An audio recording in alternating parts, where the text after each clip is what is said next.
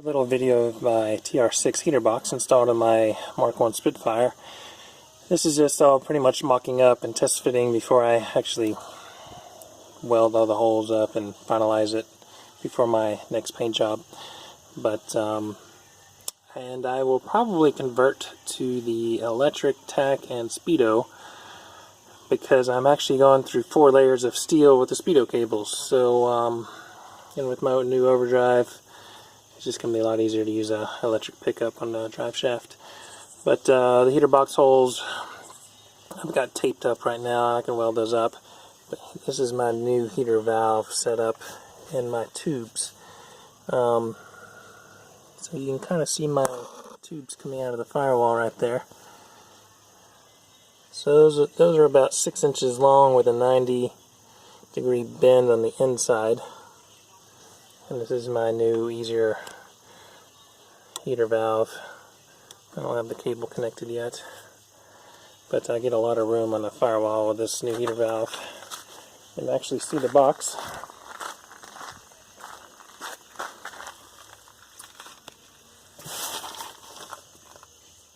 So this is a TR6 heater box, and it's actually rotated 90 degrees. It normally sits in the car like this, but I've turned it. So, and the reason I have this is so I have fresh air. I have this one blocked off right now because it's getting cooler in this fall.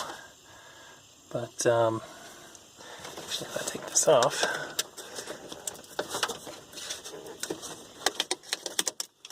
and stick my hose on it, which I have in the trunk right now. Turn the key on. Turn my heater fan, which is actually an ATV radiator fan, a Spal fan. I think it's a 6-inch radiator fan from Spal. And I have a rheostat, so I can actually adjust the speeds.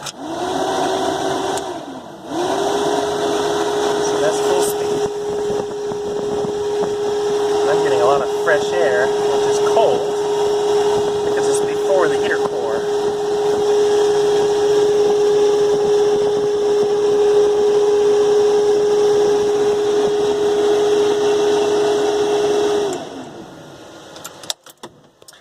And you can see those heater tubes coming out of the firewall, so I can wrap around everything. So my defrost is still standard defrost. Connected till after the core. So the heater core on the 6s are a bit bigger, and so these are wired up, and you can actually see the heater core in there. So right now the flap is open, so it goes to the floor, and all I do is close it a bit, and it goes to the defrost. I don't have the cable connected to this one either, but right now I'm just popping it open. So let's turn the key on. Fan, fresh air, no resistance. Close this off. And I get hot air out of the core.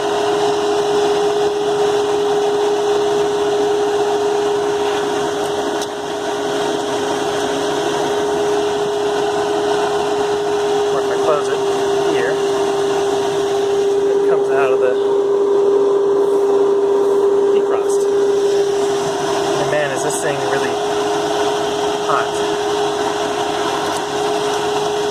So I actually have some ball valves for this fresh air, so I can actually turn the fresh air vent off to force it to hot air. But these heater hoses that I got are a different diameter than the ball valves. I think came out of a GT6 maybe. But the diameter is smaller. So I need to either get the correct TR6 heater hoses, and I would probably need to actually mount the heat ball valve somewhere over here so it blows down into the footwell, so I can actually turn the ball valve off so it forces into the heater. but right now I'm just closing this one off. The driver's side is actually still a little tube, and I got that one taped off. And of course, if I get hot during the day, I can still pop that tape off and still drive fine with that fresh air. Because this heater box is so much bigger, I actually had to make this transmission cover out of steel, because that pocket right here on the Spitfires and the Heralds is too big to clear the heater box, and it would interfere with the air blowing down anyway. I